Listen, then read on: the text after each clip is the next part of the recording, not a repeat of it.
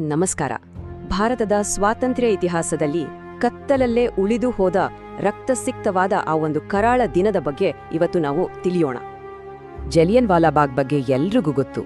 ಆದ್ರೆ ಕರ್ನಾಟಕದಲ್ಲೇ ನಡೆದ ಅಷ್ಟೇ ಭೀಕರವಾದ ಈ ಘಟನೆ ಇಂದಿಗೂ ಮರೆಯಾಗಿದೆಯಲ್ವಾ?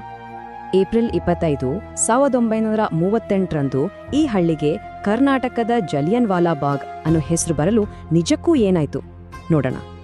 ಅದು 1938ನೇ ಇಸವಿ. ಇಡೀ ದೇಶದಲ್ಲೇ ಬ್ರಿಟಿಷರ ವಿರುದ್ಧ ಜನರ ಕೋಪ ಅಕ್ಷರಶಃ ಕಟ್ಟೆಯೊಡೆದು ಉಕ್ಕುತ್ತಿದ್ದಂತಹ ಸಮಯವದು.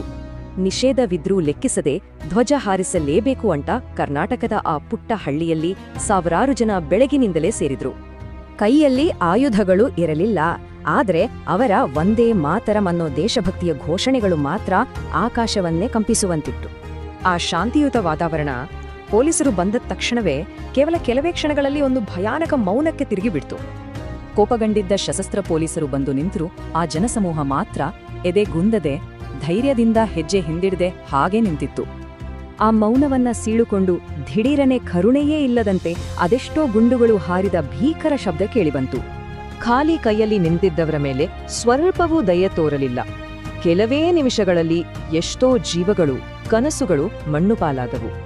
ನಿರಾಯುಧರ ಮೇಲೆ ನಡೆದ ಇದೇ ಮಾರಣ ಹೋಮವೇ ವಿದುರಾಶ್ವತ್ಥದ ಈ ಘಟನೆಗೆ ಕರ್ನಾಟಕದ ಜಲಿಯನ್ ವಾಲಾಬಾಗ್ ಅನ್ನೋ ಕರಾಳ ಹೆಸರು ತಂದುಕೊಟ್ಟಿದ್ದು. ಪ್ರಾಣ ಕಳೆದುಕೊಂಡವರು ಯಾವ ಯುದ್ಧವನ್ನು ಮಾಡ್ತಿರ್ಲಿಲ್ಲ. ಅವರು ಕೇವಲ ತಮ್ಮ ಧ್ವಜ ಹಾರಿಸುವ ಸ್ವಾತಂತ್ರ್ಯವನ್ನಷ್ಟೇ ಕೇಳ್ತಿದ್ರು. ಇವತ್ತು ಆ ಹಳ್ಳಿ ಮೇಲ್ನೋಟಕ್ಕೆ ಶಾಂತವಾಗಿದೆ, ಆದರೆ ಆ ಐತಿಹಾಸಿಕ ತ್ಯಾಗದ ನೋವು ಮಣ್ಣಿನೊಳಗೆ ಇಂದಿಗೂ ಉಸಿರಾಡ್ತಾನೇ ಇದೆ.